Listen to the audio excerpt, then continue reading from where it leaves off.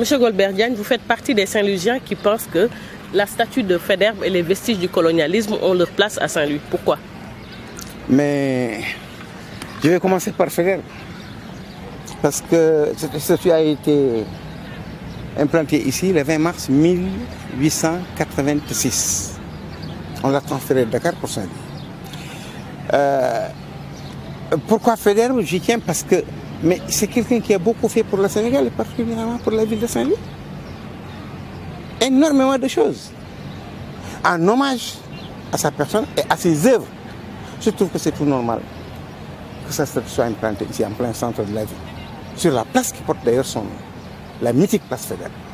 Mais beaucoup de gens pensent que c'est un peu trop, parce que Faidherbe aussi, c'est des exactions, c'est des crimes commis sur le territoire sénégalais. C'est comme si on célébrait la mémoire d'un criminel. Là, il s'agit d'opinions d'hommes de dernière heure qui viennent de naître. Ils n'ont pas vécu l'histoire réelle. C'est quoi l'histoire réelle? L'histoire réelle, c'est qu'on ne tronque pas les œuvres positives d'un homme quel qu'il soit et quelle que soit sa couleur ou sa race. Mais c'est lui qui a réalisé le pont Faidherbe. Ça n'existe nulle part dans le monde. C'est lui qui a créé les premiers établissements primaires, secondaires. L'école Bruyère de Lille, l'école du Val, l'école des fils de chef, l'école du Nord, le lycée Faidherbe, le collège Ahmed Fall. Mais c'est quelqu'un qui a fait cette ville. Regardez là où nous nous trouvons. Où dans le Sénégal vous pouvez avoir une place pareille? Où? C'est l'œuvre de Faidherbe. Ça mérite quand même qu'on lui retourne l'ascenseur. Beaucoup pensent que vous en faites trop à Saint-Louis avec Faidherbe parce que c'est pas que positif comme histoire. On n'en fait pas trop. Il en a fait trop. On lui retourne l'ascenseur. N'eût été ses œuvres à Saint-Louis, Saint-Louis ne serait pas la première ville reconnue en 1659 où dès la naissance vous aviez la nationalité française. Ensuite on suivit Dakar, Gorée, Rufisque. Les autres villes c'était l'indigénat. Et c'est parce que les premiers éléments formés dans l'instruction française sont partis d'ici pour aller même coloniser l'Afrique ou faire l'Afrique. Cet homme-là ne mérite pas que sa statue soit implantée en plein centre de la ville. Ce n'est que justice. À vous entendre, on a l'impression que vous semblez regretter la fin du colonialisme.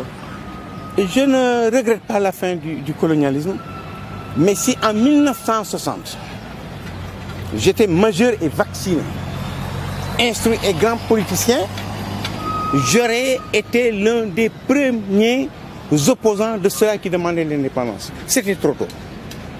Vous auriez souhaité rester français et être encore sous tutelle française?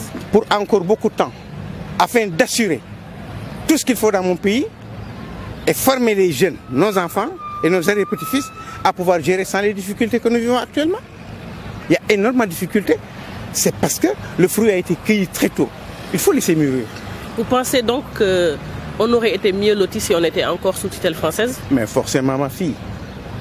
Quand j'étais à l'école primaire, mon père n'achetait pas de cahiers, ni de bic, ni de crayon. Les enseignants ne criaient pas dans les rues. Le maître était un génie créateur, un grand monsieur qui savait transmettre le savoir. Il y a une énorme différence entre l'école d'hier et celle d'aujourd'hui. Mais c'est l'image de la République qui gouverne. C'est pas la même chose. Vous appelez alors à une recolonisation du Sénégal? Non. Bientôt je vais mourir.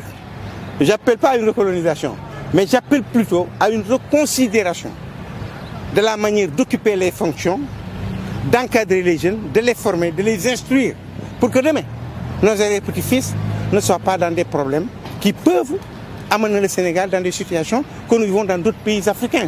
Je ne veux citer personne, mais suivez mon regard. À vous entendre aussi, on sent le paternalisme qui caractérise certains Saint-Louisiens qui appellent Faidherbe Mam Faidherbe, grand-père Faidherbe. Oui, lui, il est grand-père Faidherbe. Mam Koumbavan est grand-mère. Et ça encadre et ça protège Saint-Louis du Sénégal. J'aurais eu encore 30 ans, chaque matin je viendrais l'embrasser. Forcément, parce que je l'adore. Il a fait des choses que énormément de Sénégalais n'ont même pas fait le 1/10. Brûler des villages, tuer des gens indigènes. On le dit, je ne l'ai pas vécu. Et ça ne veut pas dire que les autres disent que je vais y croire. Mon expérience ma maturité, mon intelligence me permettent d'avoir une personnalité. Je vais blasphémer personnelle. C'est pas parce que X ou Y dit cela que forcément je vais y croire. Fouillons l'Afrique et même le Sénégal. Certains Sénégalais, dans les élections, ont fait pire que lui. Parce que des Sénégalais ont vendu des Sénégalais. Et des Sénégalais ont tué des Sénégalais.